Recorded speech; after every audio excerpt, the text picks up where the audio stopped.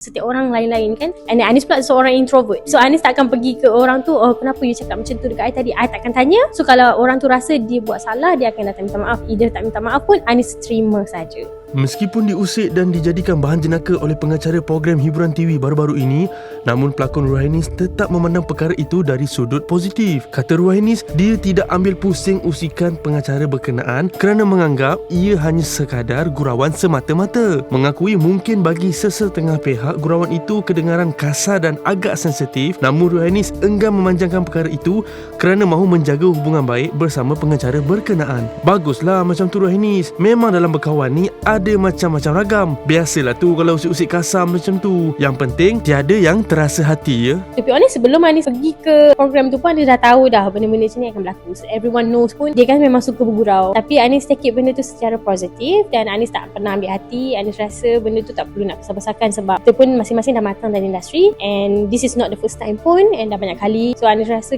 Anis pun cuba untuk memahami dia juga. Mungkin cara dia bergurau sebegitu. Different orang different cara. Macam Anis, mungkin Anis takkan bergurau macam tu. Bagi Anis agak sensitif. Tapi bagi Anis kalau itu cara dia, kita terima lah. Tapi macam penerimaan mula-mula masa yelah mungkin gurauan itu kalau kena setengah orang biasa je kan. Mungkin kalau orang yang tak biasa tu dia akan sentak. Ya, ramai juga yang Anis dapat DM, dia orang macam banyak yang membatuk api lah. Kalau nak kira, kalau nak jadi benda tak baik tu memang senang lah. Tapi Anis cuba untuk elakkan daripada berfikiran negatif. Sebab bila kita jumpa dekat luar pun, she's nice to me and then I'm nice to her lah. So kita professional. Sebab kita pun dalam industri tak besar, kecil je. Jadi Anis tak nak ada isu-isu yang tak sepatutnya. Sebab Anis kalau boleh dalam industri, Anis nak selesa bekerja.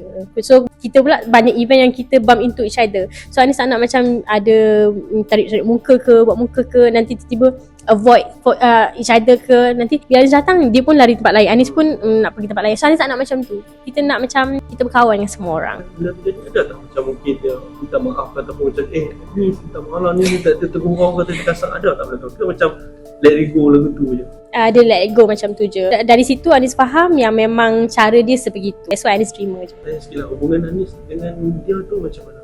Yelah kalau kita sebelum ni ada sikit macam rega-rega dulu masa awal-awal dalam industri dulu. Macam masih lagi ke? Alhamdulillah kita orang okey. Bila jumpa kat event, Anis akan tegur dia. Tak pun dia akan tegur Anis. And then kita professional. Anis pun kalau boleh tak nak simpan sebab kita ni, Anis bukan muda lagi untuk nak merajuk-merajuk ke, nak terasa hati kan. So Anis pun dah matang. Anis nak happy. I prioritize my peace. So kalau Anis ada rasa sakit hati kat siapa-siapa, Anis yang tak tenang. So Anis nak Anis happy and orang pun happy dengan Anis. Setiap orang lain-lain kan. And then Anis pula seorang introvert. So Anis tak akan pergi ke orang tu, oh kenapa you cakap macam tu dekat I tadi. I tak akan tanya. So kalau orang tu rasa dia buat salah, dia akan datang minta maaf. Either tak minta maaf pun, Anis terima saja. Nak cakap kuat tu, Anis dah lama dalam industri, dah cukup 8 hingga 9 tahun lah. Dah masuk 9 tahun dalam industri dah. And Anis rasa benda-benda macam tu dah banyak kali berlaku. Bukan daripada dia saja. And then adalah macam isu-isu sebegitu berlaku kan. So Anis memang, bila Anis fikirkan balik, buat apa kita nak ambil hati. Kalau kita rasa orang tu tak suka kita try to avoid them.